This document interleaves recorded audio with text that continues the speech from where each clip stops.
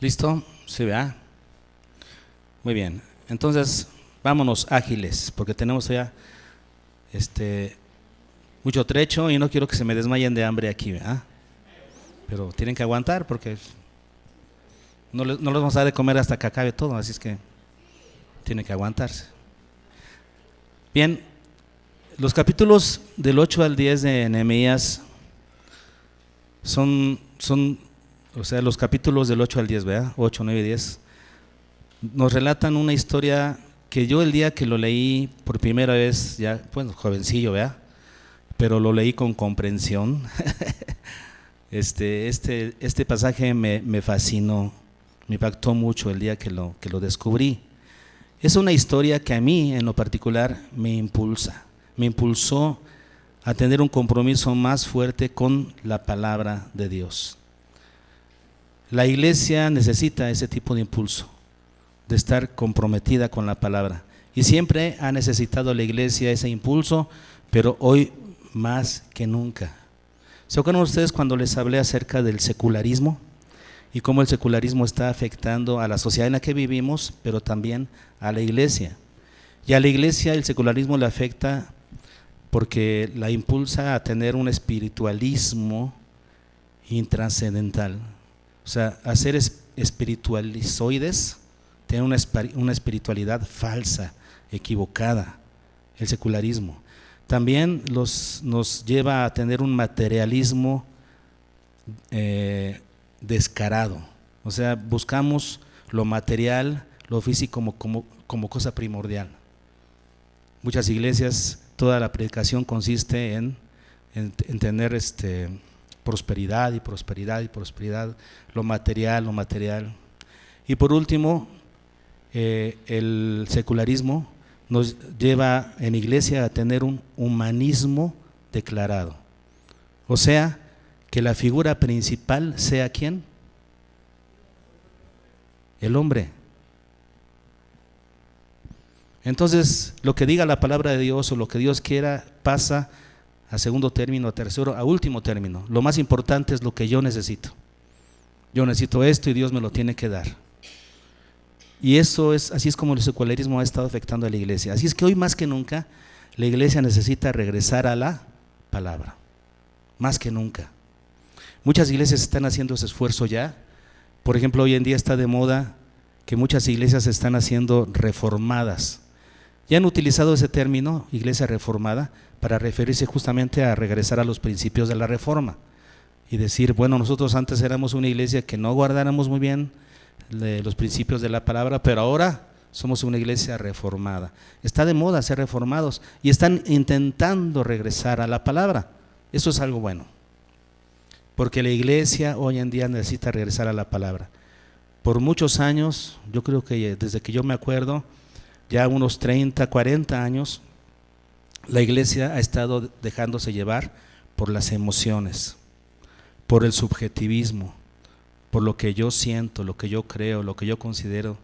Es tiempo de que la iglesia regrese a la palabra. Ok, tomando eso en cuenta, Dios comenzó a trabajar conmigo desde el año pasado, y entonces desde el principio de año estuvimos ya implementando un proyecto dentro de la iglesia, capacitando a algunos líderes para comenzar a trabajar en un esfuerzo por conocer mejor la palabra del Señor, porque nosotros adquiramos el hábito de estudio bíblico. Y quisiera compartir con ustedes en el capítulo 8 de Nehemías lo que sucedió en aquella época, para que veamos la importancia de la palabra de Dios en nuestras vidas y después pasemos a implementar en nuestra iglesia esta nueva estrategia, ¿no?, que vamos a comenzar a partir de ya. ¿Qué es lo que sucedió en esta época? Bueno, recuerden que estamos en la época de Nehemías, en donde se estaban acabando ya, terminando los 70 años de cautiverio babilónico, y entonces estaban regresando a Jerusalén. Zorobabel ya había regresado para reconstruir el templo, pero ahora después regresó Nehemías para reconstruir las murallas y después regresa Esdras para darle forma al culto dentro del templo, algo muy importante que estaba sucediendo.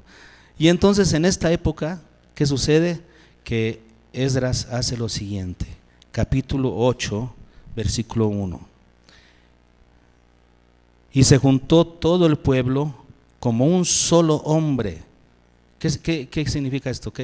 Esta expresión? Como un solo hombre. Unánimes, con una sola idea, ¿sí? Vamos para allá, vamos. Nos quedamos, como un solo hombre. Entonces se juntó, ¿quién? Todo el pueblo. Estamos hablando aquí de todos los que habían regresado de Babilonia a Jerusalén y vivían dentro de las ciudades de Jerusalén, en las ciudades que estaban reconstruyendo dentro de Jerusalén, y algunos inclusive ya fuera de Jerusalén viviendo. Pero todos estos que regresaron de la cautividad, estamos hablando de todos ellos. Todos ellos, se juntó todo el pueblo como un solo hombre en la plaza que está delante de la puerta de las aguas, y dijeron a Esdras el escriba que trajese el libro de la ley de Moisés, la cual Jehová había dado a Israel. ¿Estamos entendiendo la lectura? Entonces le dicen, tráete el libro de la ley. Versículo 2.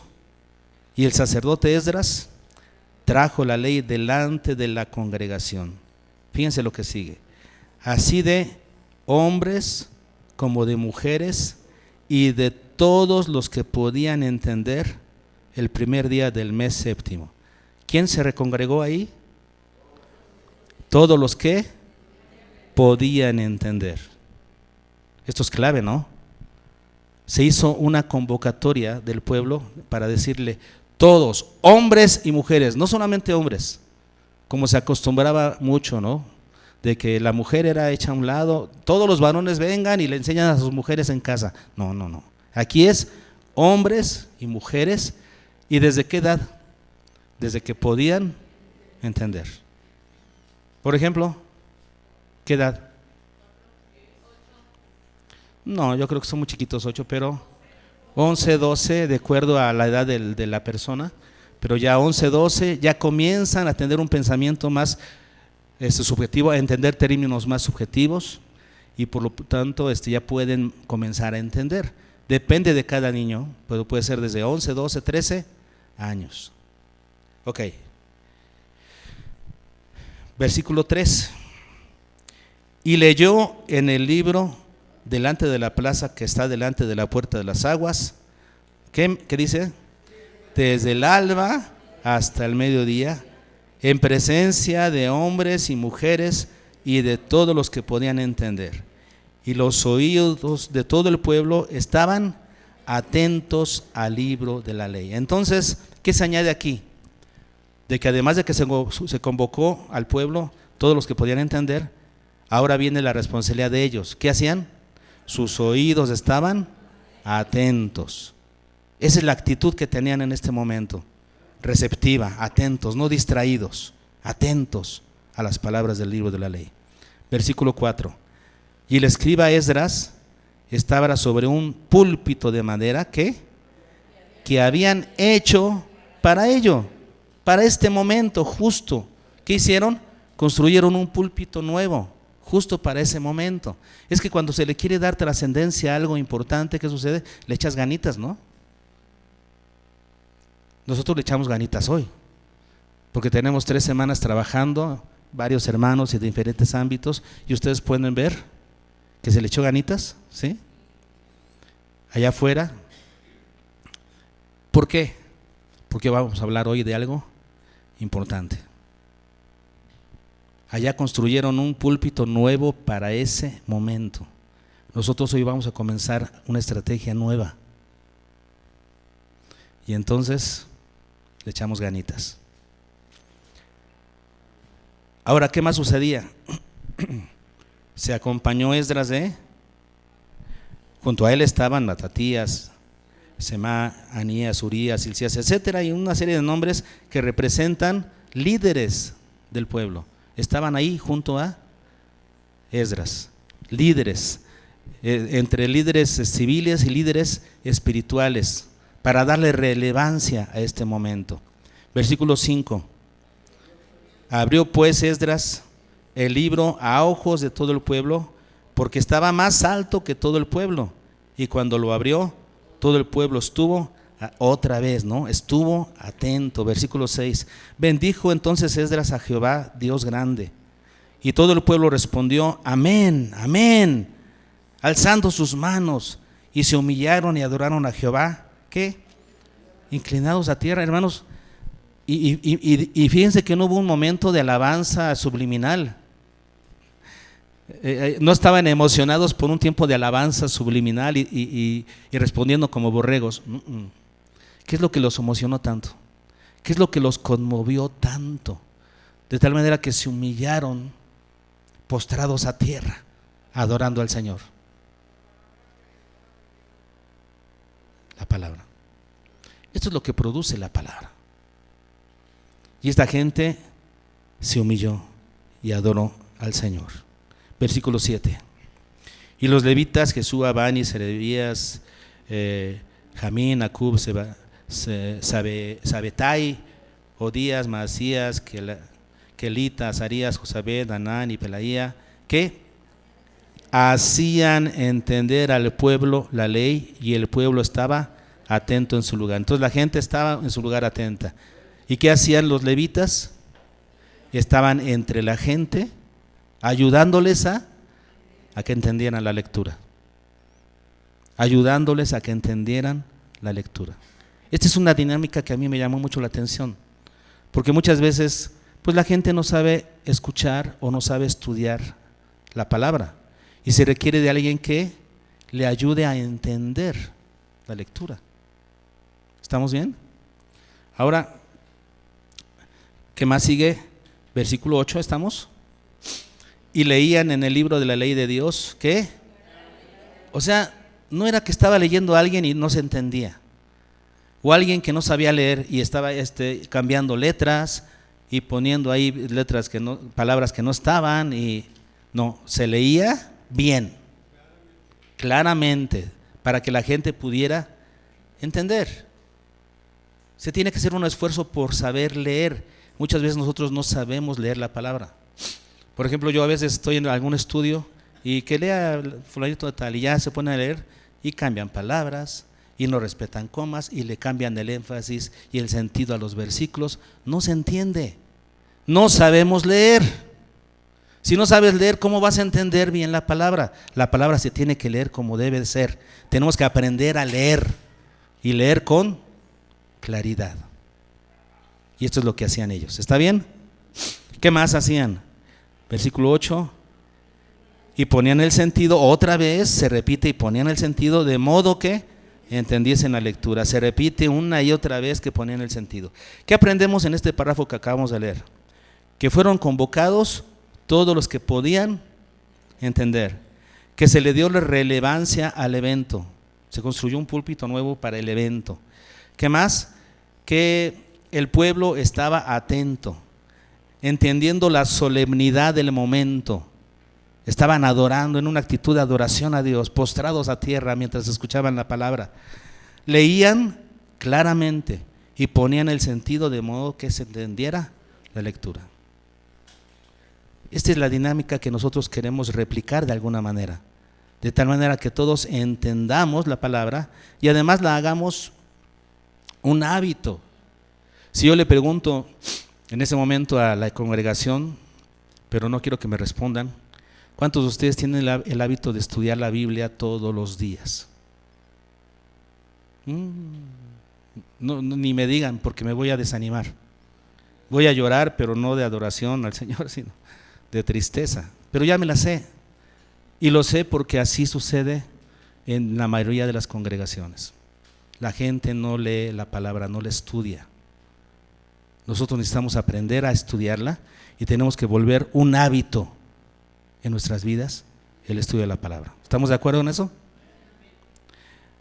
Y aquí lo que notamos es que, bueno, hay que entender que el pueblo no tenía la ley escrita, la tenían en su poder los sacerdotes, los escribas. La gente común no tenía copias de la ley en su poder. Hay que entender eso. Por eso esta actividad era tan importante. Los juntó a todos en la plaza para leerles y para que conocieran y entendieran la voluntad de Dios para ellos. Por eso lo tuvo que hacer. Ellos no tenían la palabra escrita. Aún no. Aquí no. De hecho, uno de los compiladores del Antiguo Testamento justamente fue Esdras. Fue uno de los que lo compiló, o sea, juntó los libros para que la gente lo pudiera después comenzar a tener. Pero no se tenía la ley por escrito. Estaba muy limitada la situación. Sin embargo, hacían eventos como este que duraban varios días. Esto no fue el único día. Aquí vemos un día en el que Esdras hace esto, pero vean lo que sigue. Porque ya leímos que en el versículo 3, que les leyó el libro de la ley, ¿qué dice? Esperancita, desde el alba hasta el mediodía. ¿Eso qué quiere decir? ¿Desde qué horas a qué horas? Por ejemplo, ahorita, si fuera ahorita, ¿a qué horas ya está saliendo el sol? A las 6 de la mañana ya está. ¿Hasta qué horas? Hasta el mediodía. ¿A qué horas? Entonces, ¿cuántas horas estuvo leyendo? Más o menos. Para que entendamos la relevancia de este momento. Les leyó la palabra desde el alba hasta el mediodía. Luego tenemos en el 8:13. Al día siguiente se reunieron los cabezas de las familias de todo el pueblo, o sea, los líderes de las familias, los ancianos de cada familia, sacerdotes y levitas, a Esdras el escriba. ¿Para qué? Otra vez, para entender las palabras de la ley. ¿Cuándo fue esto? Al día siguiente. Y entonces ellos entendieron, al estudiar la ley, que tenía que celebrarse la fiesta de los tabernáculos en esas fechas. Y entonces celebran la fiesta de los tabernáculos, versículo 18. Y leyó Esdras el libro de la ley de Dios cada día. ¿Cada día de qué? De la fiesta. ¿Cuánto duraba la fiesta? 7 días. Y dice aquí, desde el primer día hasta el último. Eso quiere decir, todos los días de la fiesta de los tabernáculos, otra vez les estuvo leyendo la ley. Y después en el capítulo 9, versículo 3, y puestos de pie en su lugar, leyeron el libro de la ley de Jehová su Dios, la cuarta parte del día, y la cuarta parte del día confesaban sus pecados. La cuarta parte del día leyendo la ley. Esto es darle importancia. Si bien no la tenían en sus casas, entonces estaban haciendo eventos continuos donde la gente pudiera estar empapándose de la ley, estuvieran expuestos a la ley de Dios. Hermanos, qué importante es que el pueblo de Dios se exponga a la ley, o sea, a la palabra de Dios. Ahora, ¿qué sucedió? Cuando el pueblo se expone a la palabra de Dios, ¿qué cosas suceden? Vamos a analizarlo, ¿les parece bien? En el capítulo 8, versículo 9, ya lo leímos. ¿Qué sucedía? Bueno, no, eso no lo leímos, perdón. Bueno, leímos el versículo antes donde dice que se humillaron, versículo 6. Se humillaron. Ya vimos, eso es producto de la lectura de la palabra. ¿Qué más sucedió en el versículo 9? Y Nehemías, el gobernador, y el sacerdote Esdras, escriba, y los levitas que hacían entender al pueblo, dijeron a todo el pueblo: día santo es a Jehová nuestro Dios. ¿Qué más? No os entristezcáis ni lloréis, porque todo el pueblo lloraba oyendo las palabras de la ley. ¿Por qué lloraban, hermanos? ¿Se han preguntado por qué? ¿Por qué lloraban? ¿Entendían qué? Que habían desobedecido sus padres. Ellos y sus padres habían desobedecido, y por eso Dios tuvo que castigarlos. Lloraban porque decían: nuestro estilo de vida ha estado mal, tantos años, tanto tiempo alejados de la voluntad de Dios, no puede ser. ¿Cuánto tiempo hemos perdido? Y lloraba. Todo el pueblo lloraba, porque todo el pueblo había entendido. Qué importante es, hermanos, para nosotros entender la palabra, porque la palabra va a comenzar a redarguir nuestros corazones. Qué importante es. ¿Qué más? Otro resultado. Versículo 17. Ya les dije, ¿no? ¿Qué hicieron? Y toda la congregación que volvió de la cautividad hizo tabernáculos. Y en tabernáculos habitó, o sea, en tiendas, o sea, como tiendas de campaña hechas de ramas. Así decía la ley que tenían que hacer. Cada día del año en estas fechas, ellos tenían que salir a buscar ramas y quedarse 7 días, los 7 días que duraba la fiesta, no durmiendo en su cama, no durmiendo en sus casas, durmiendo afuera. Ellos construían esas cabañas fuera de sus casas o en el patio de su casa, y ahí dormían. ¿Para qué? Para recordar cómo Dios los había sacado del peregrinaje de Egipto para darles la tierra de Canaán como heredad. Y es lo que ellos recordaban, que fueron peregrinos en el desierto. Qué bonito. Y dice aquí, vean ustedes lo que dice estamos en el versículo 17. Volvió la cautividad, hizo tabernáculos y en tabernáculos habitó, porque desde los días de Josué hijo de Nun hasta aquel día no se había hecho así, no habían hecho así los hijos de Israel. Desde los días de Josué, o sea, estamos hablando antes de la conquista. Desde esa época no se celebraba la fiesta de los tabernáculos. ¿Qué pasa con estos líderes de la nación de Israel? Y hubo alegría muy grande. Claro, cuando el pueblo obedece a Dios, ¿qué sucede?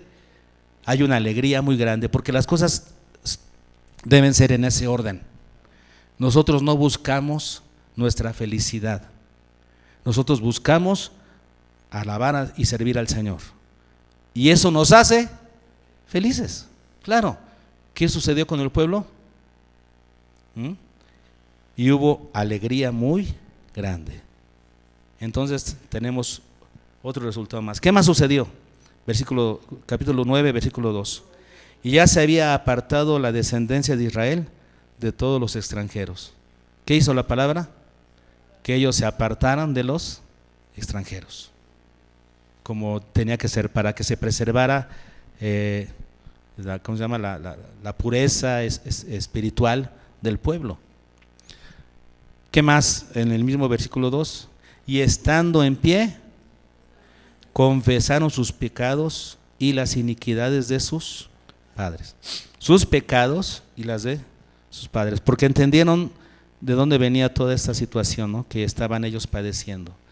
En el versículo 3, la cuarta parte del día se leía la palabra y la cuarta parte del día confesaban sus pecados. Hermanos, si nosotros nos dedicamos a confesarle nuestros pecados a Dios, nos tardamos más de una cuarta parte del día. Ok, eso es lo que produce la palabra. ¿Y cuál fue el tema de confesión? Solamente como un paréntesis de aquí. ¿Cuál fue el tema de confesión? 9:17. Al final del versículo 17 dice, tardo para la ira y grande en misericordia. Al principio del versículo 19, por tus muchas misericordias no los abandonaste. Versículo 27. Casi al final dice, y según tu gran misericordia les enviaste libertadores. Al final del versículo 28, y según tus misericordias muchas veces los libraste. Versículo 31, por sus muchas misericordias no los consumiste ni los desamparaste. Entonces, ¿cuál fue el tema de la confesión? Porque muchas veces no se trata más de, ay, pequé, ay, cómo me... No, se trata de hacerlo todo para la gloria de Dios. ¿Y cuál fue el tema dentro de la confesión de Israel? La misericordia de Dios. Y además, su justicia. La justicia de Dios era parte de la confesión. Vean los versículos 33 al 37. Pero tú eres justo en todo lo que ha venido sobre nosotros, porque rectamente has hecho, mas nosotros hemos hecho lo malo. Nuestros reyes, nuestros príncipes, nuestros sacerdotes, nuestros padres no pusieron por obra tu ley, ni atendieron a tus mandamientos y a tus testimonios con que los amonestabas, y ellos en su reino y en su mucho bien, y en tu mucho bien que les diste, y en la tierra espaciosa y fértil que entregaste delante de ellos, no te sirvieron ni se convirtieron de sus malas obras. He aquí que hoy somos siervos.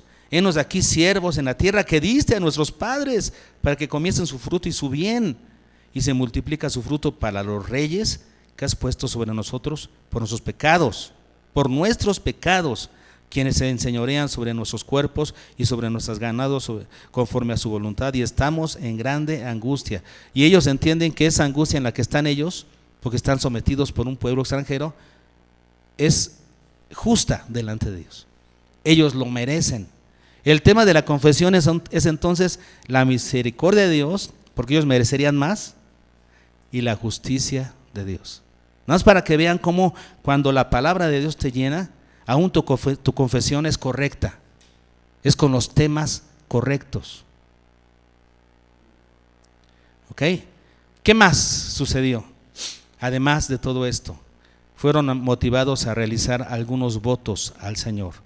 Capítulo 9, versículo 38 dice: a causa pues de todo esto, nosotros hacemos fiel promesa y la escribimos, firmada por nuestros príncipes, por nuestros levitas y por nuestros sacerdotes. ¿Qué hicieron entonces? Promesas al Señor, votos al Señor. En general, en resumen, ¿en qué consistían esos votos? Versículo 39, al final: y no abandonaremos la casa de nuestro Dios. Todos estos versículos que están desde el 29 hasta el 39 hablan de los compromisos que ellos iban a hacer. ¿Para qué? Para no abandonar la casa de Dios. Vamos a ver a qué se comprometían. Versículos 28 y 29. Y el resto del pueblo, los sacerdotes, levitas, porteros y cantores, los sirvientes del templo y todos los que se habían apartado de los pueblos de las tierras a la ley de Dios, con sus mujeres, sus hijos e hijas, todo el que tenía comprensión y discernimiento, se reunieron con sus hermanos y sus principales para protestar y jurar. ¿Ok?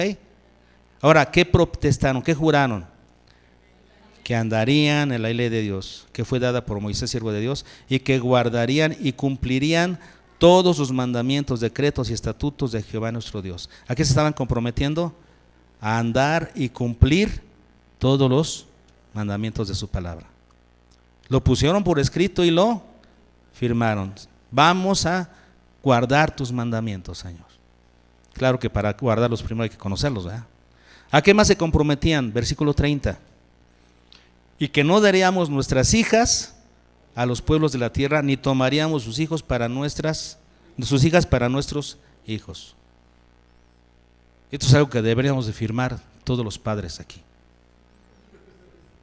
Y decir: Señor, nos comprometemos y lo ponemos por escrito y lo firmamos. Para gloria de tu nombre, Señor, nuestras hijas van a casarse con muchachos que aman a Dios. Nuestros hijos andarán con muchachas que amen a Dios. Si no, se quedan solteros. Deberíamos ponerlo por escrito. Amén. Qué bueno por ese amén. ¿Qué más? Versículo 31. Asimismo, que si los pueblos de la tierra trajesen a vender mercaderías y comestibles en día de reposo, nada tomaríamos de ellos en ese día, ni en otro día santificado, y que en el año séptimo dejaríamos descansar la tierra y remitiríamos toda deuda. Compromisos, ¿ok? Que estaban haciendo. Entonces, si venían los mercaderes en día de descanso, que ellos en día de reposo, ¿qué iban a hacer? No iban a salir a comprar.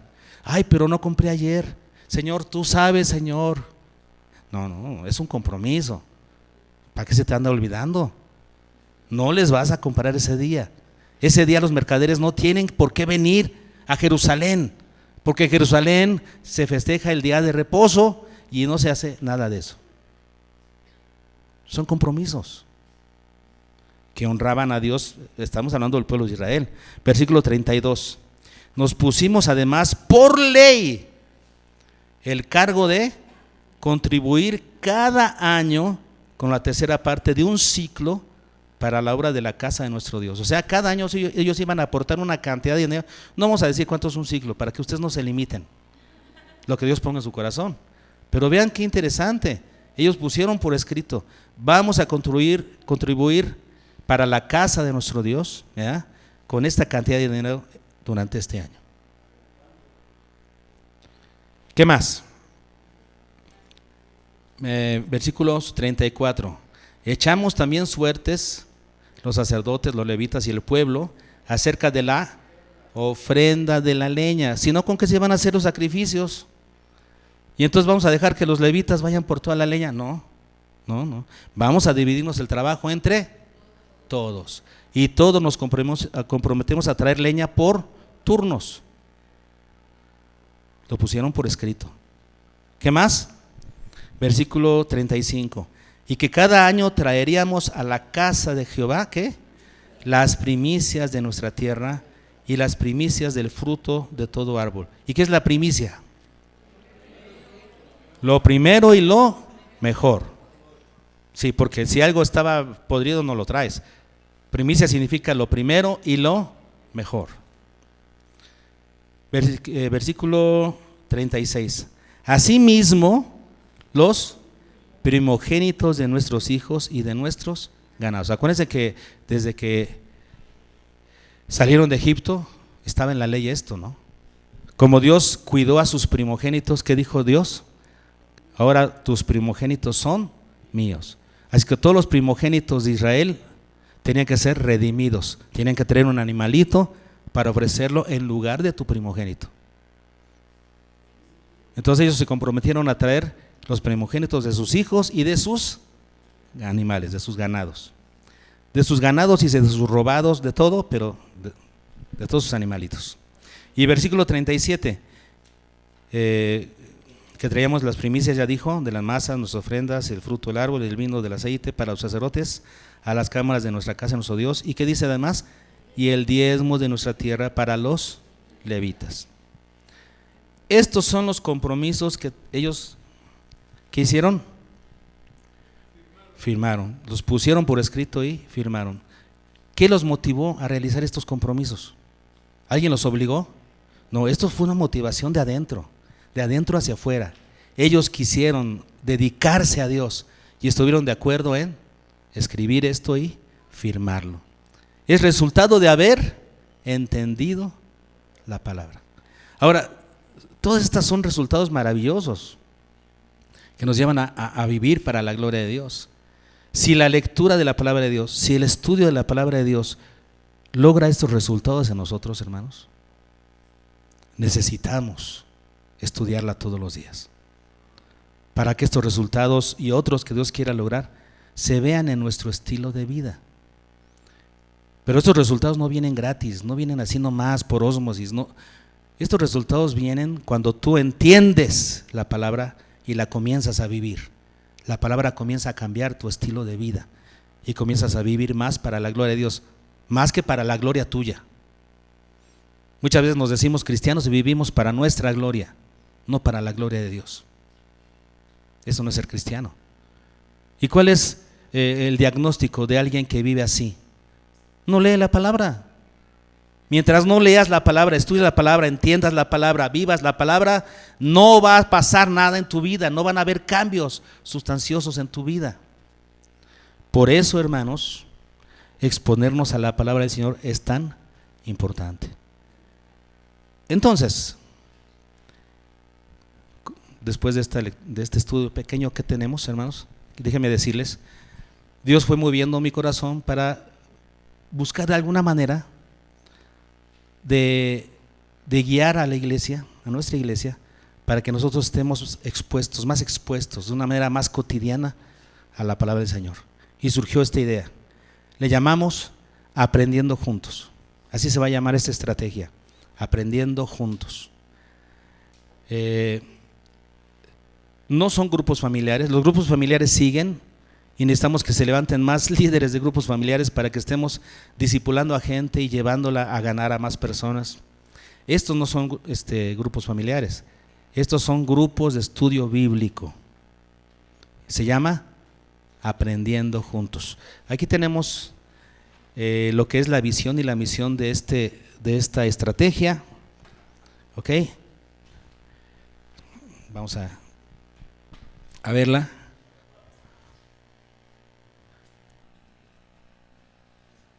Ahí va, ahí va.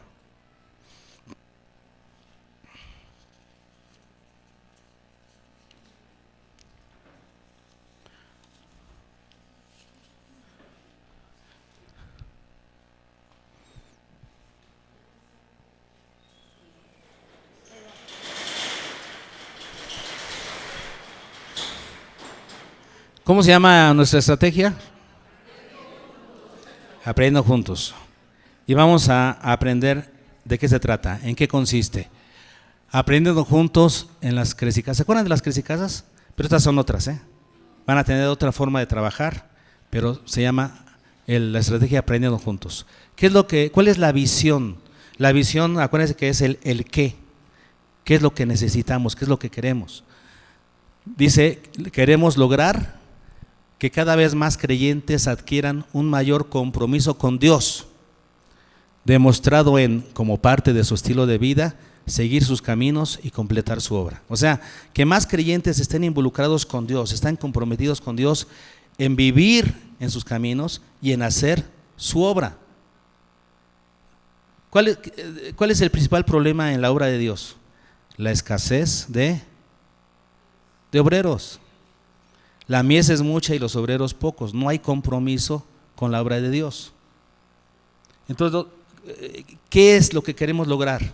Que cada creyente adquiera un mayor compromiso con Dios, ¿sí?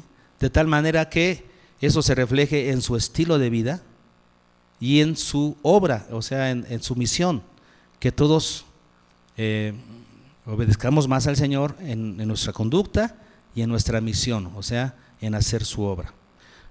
Ese es el qué, ¿sí? Que todos estemos más involucrados con Dios, comprometidos con Dios. ¿Cómo lo vamos a lograr?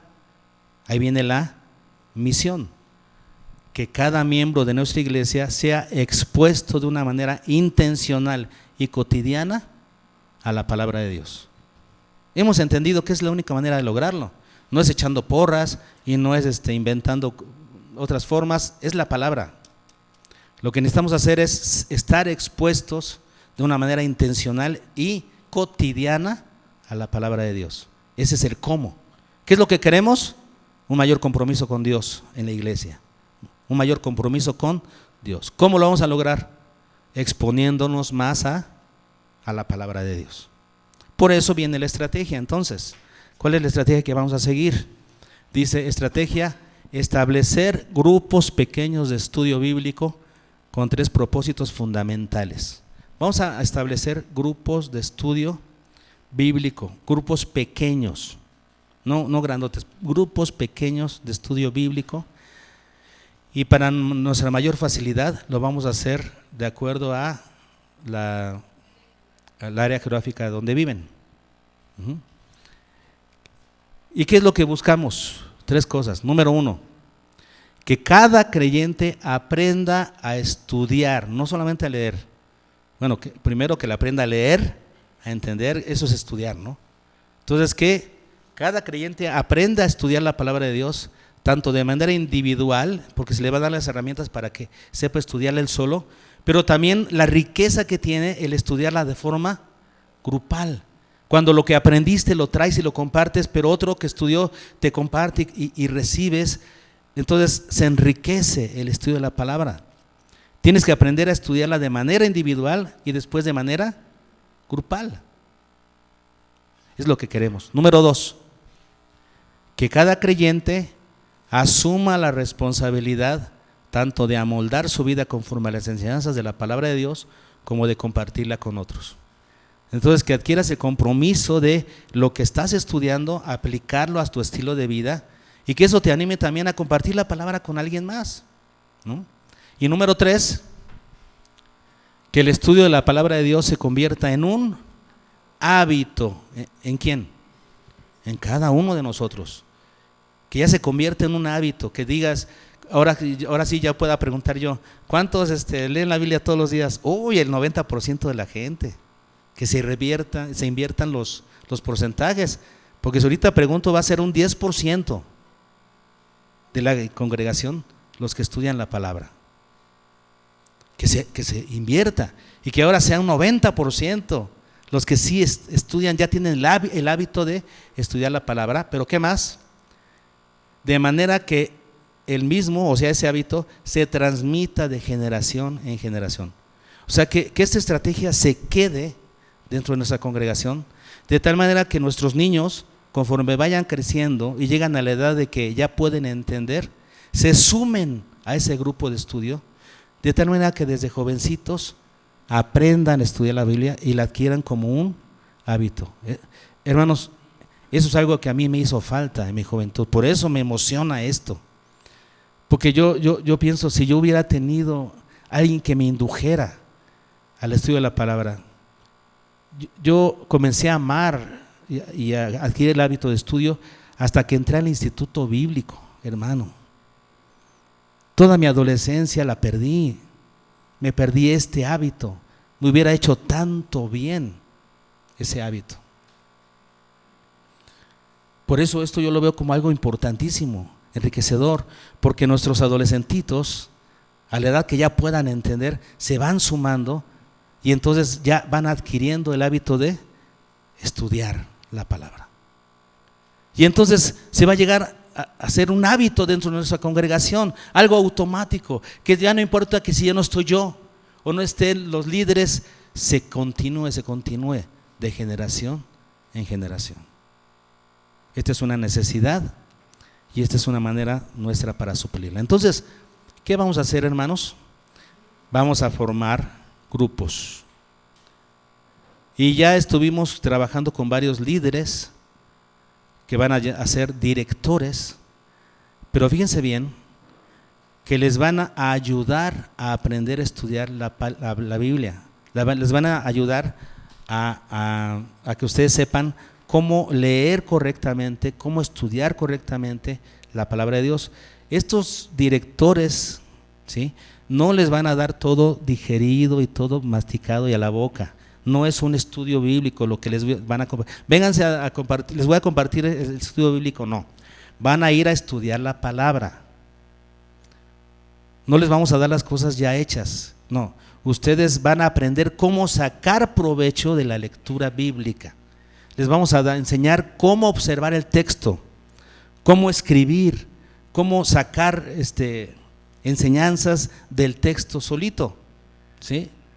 Entonces es lo que vamos a hacer, aprender a estudiar la Biblia. Repito, no es ir a recibir un estudio bíblico, no.